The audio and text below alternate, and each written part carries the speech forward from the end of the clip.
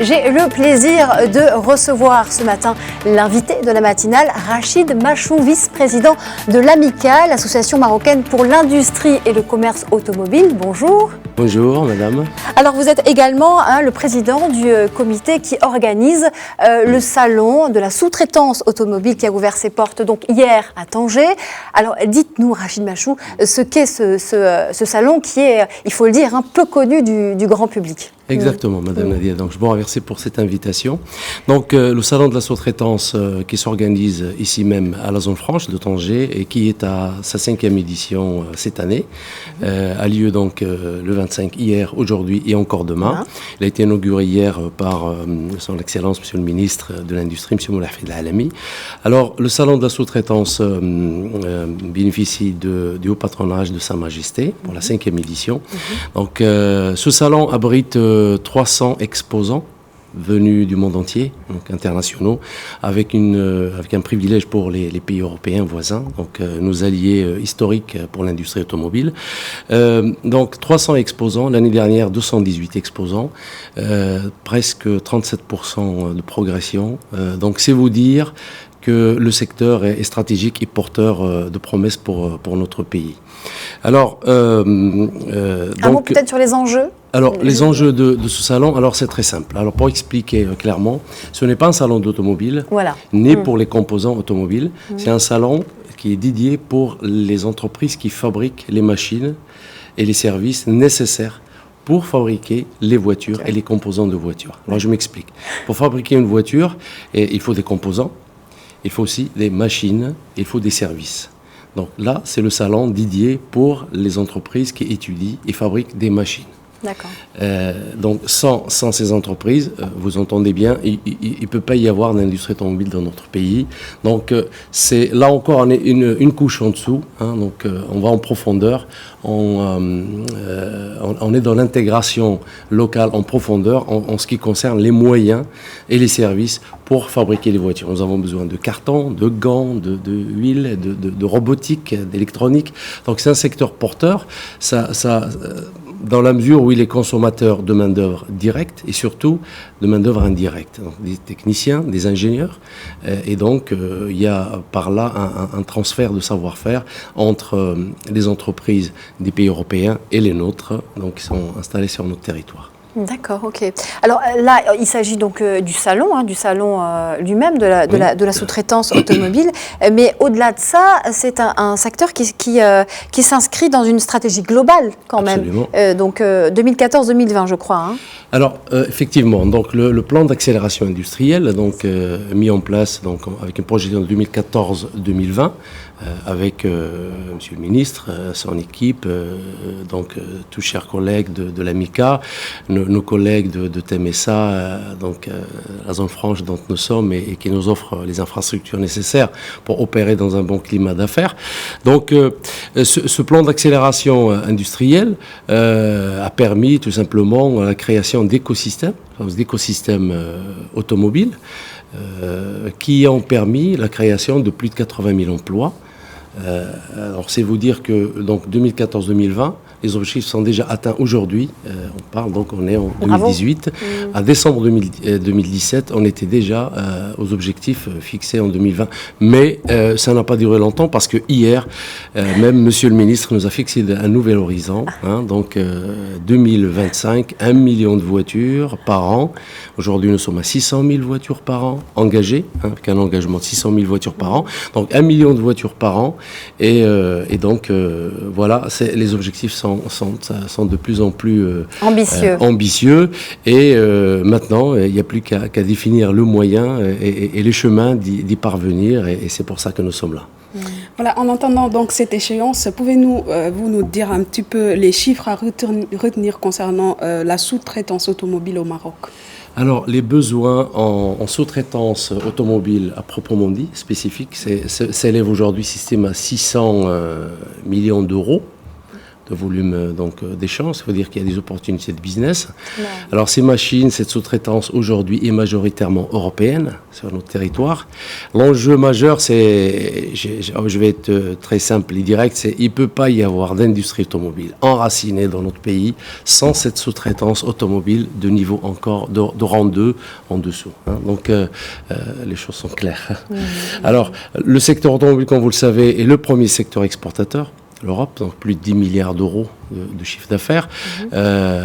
C'est un secteur très stratégique et je pense que avoir décidé ça il y a plus d'une décennie, stratégiquement par Sa Majesté, je pense que c'est une excellente orientation.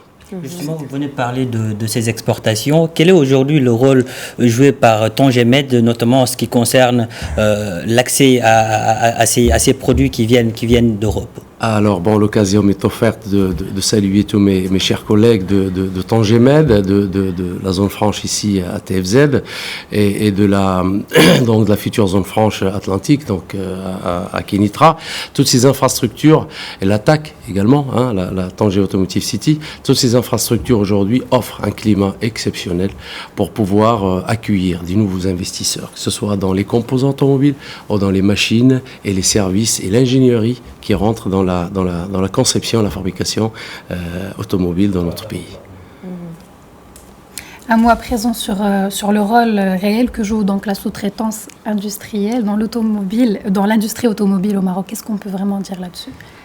Ce qu'on peut dire, comme je viens d'expliquer, la sous-traitance automobile est absolument nécessaire. C'est une composante nécessaire pour cette industrie si passionnante. Donc, l'automobile, nous avons tous un rapport à notre voiture. C'est pas un bien de consommation banal. On partage des choses, donc un risque, etc. Donc, on s'attache à sa voiture. C'est en quelque sorte le prolongement du caractère de la personnalité de tout un chacun. Ça fait de l'automobile un secteur stratégique. Et la sous-traitance vient compléter cette stratégie pour vraiment enraciner définitivement l'industrie automobile dans notre pays. Donc nous avons des horizons, donc l'équipe du ministère, le ministre en personne déploie des efforts extraordinaires pour aller capter et chercher des sous-traitants automobiles. Nous-mêmes, jeune génération, à la tête des multinationales ici, à Tanger ou à Casablanca, nous bataillons continuellement pour aller chercher du travail pour notre pays et ainsi développer, créer des opportunités d'emploi et puis créer cette dynamique de progrès dans notre pays, autour de l'automobile, bien sûr. Alors, on l'a bien compris, donc pas d'industrie automobile, pas d'automobile au Maroc sans de sous-traitance automobile. Voilà, je crois qu'on a mieux fait connaissance avec ce secteur. Vous parliez aussi de créer des opportunités. Est-ce qu'on peut dire que ça a un impact en matière d'emploi au niveau national, ce secteur ? Oui, absolument. Le secteur automobile dans sa globalité, aujourd'hui, c'est en 2014 et 2017, c'est plus 83 000 emplois qui ont été créés. C'est vous dire, c'est énorme. Alors, la sous-traitance automobile, c'est un prolongement fait partie de ces créations d'occasions d'emploi pour nos ingénieurs et nos techniciens. Et c'est en ça que c'est stratégique, parce que c'est de la technicité, c'est du savoir-faire. On a dépassé le stade de ramener des industries pour employer de la main-d'œuvre. C'est vrai, ça a été nécessaire. Aujourd'hui, on est un étage au-dessus. Là, on s'adresse aux ingénieurs, aux techniciens diplômés, formés et qualifiés.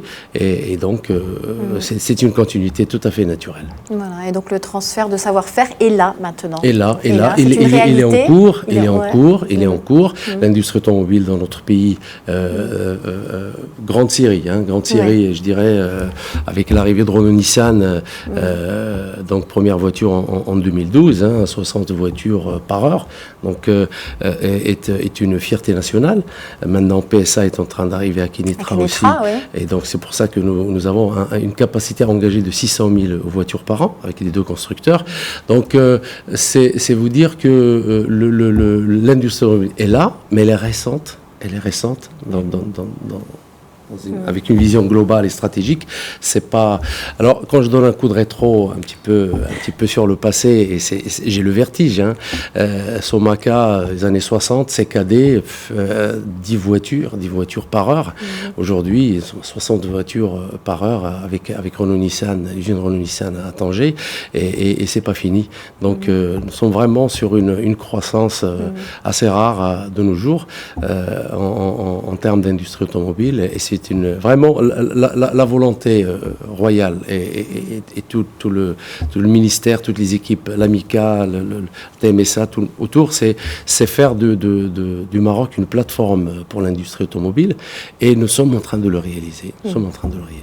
Merci beaucoup Rachid Machou donc pour cet éclairage sur le secteur donc qui est récent au Maroc mais qui est très très prometteur. Je rappelle donc que vous êtes vice-président de l'AMICA, l'association marocaine pour l'industrie et la construction automobile, et que vous organisez donc le 5e salon de la sous-traitance automobile qui est jusqu'à demain sur Tanger. Voilà.